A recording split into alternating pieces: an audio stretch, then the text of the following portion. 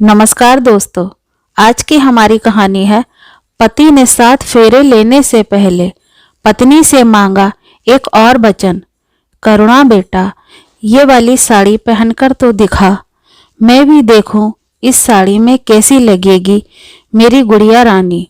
कल दोपहर में आ रहे हैं श्याम के घर वाले तुझे देखने।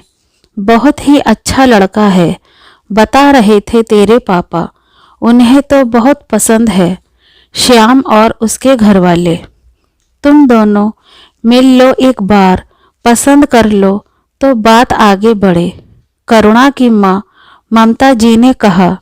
अगले दिन करुणा को देखने श्याम आ रहा था।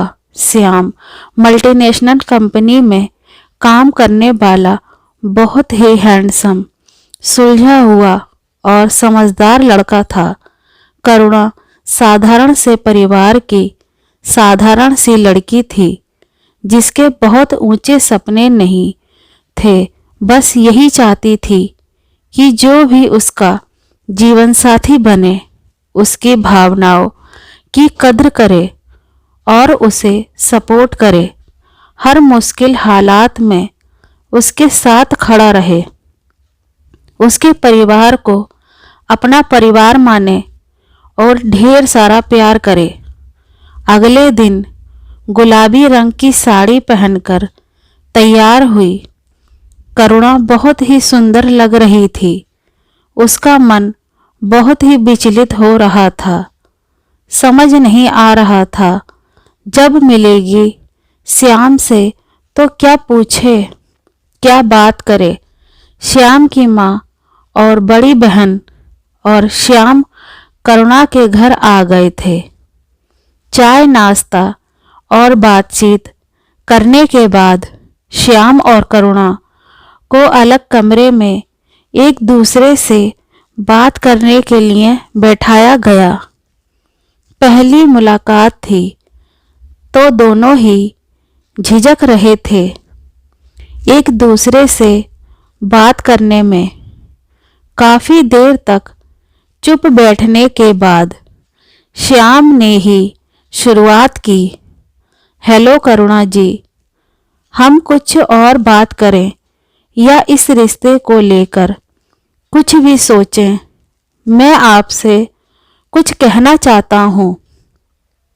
ये तो आप जानती ही होंगी कि मेरे पिताजी नहीं हैं और बहन की शादी हो चुकी है। मेरे परिवार में मेरी माँ के अलावा मेरा एक भाई भी है जिसके बारे में आप सबको नहीं बताया गया है। वो वैसे तो मुझसे 2 साल छोटा है, लेकिन बिल्कुल एक बच्चा है। उसकी दिमागी हालत ठीक नहीं है, मेंटल डिसऑर्डर है। सबसे ज़्यादा मुझसे जुड़ा हुआ है और मैं भी उससे बहुत प्यार करता हूँ। उसको देखे बिना एक दिन भी नहीं रह सकता। वैसे तो माँ उसे संभाल लेती है, लेकिन मेरे साथ वो सबसे ज़्यादा कंफर्टेबल महसूस करता है।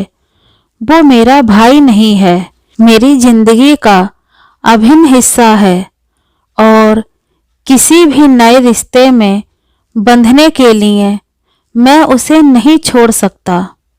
अगर आपको मैं पसंद हूँ और हमारा रिश्ता आगे बढ़ता है तो शादी में 7 फेरे और 7 वचनों के साथ एक वचन और देना होगा आपको मुझे। करुणा ने बड़े ही सहज भाव से पूछा। कैसा वचन?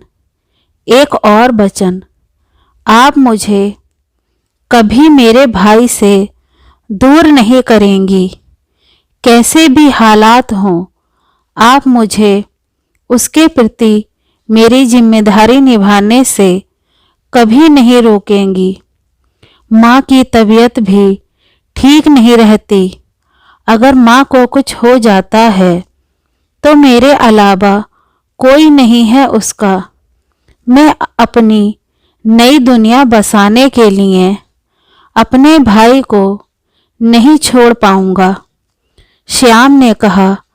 करुणा श्याम के अपने भाई के प्रति प्रेम और समर्पण को देखकर उसकी दीवानी हो गई और बोली, श्याम जी, आपने एक बार में अपने मन की सारी बातें कह दी। मुझे बहुत अच्छा लगा। आप दुनिया के सबसे अच्छे बेटे और भाई हैं, और उससे भी पहले आप एक बहुत अच्छे इंसान हैं। मैं अपने आप को बहुत खुशनसीब समझूंगी आप जैसा हमसफ़र पाकर, और मैं पूरी कोशिश करूंगी आपके कर्तव्य निर्वाह करने में आपका साथ दे सकूं।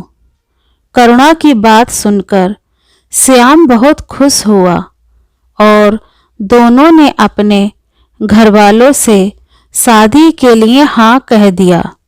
कुछ महीनों बाद करुणा और श्याम ने 7 फेरों और 7 बचनों के साथ एक बचन और लिया और कुर्सी पर बैठे अपने भाई की तरफ देख श्याम मुस्कुरा रहा था।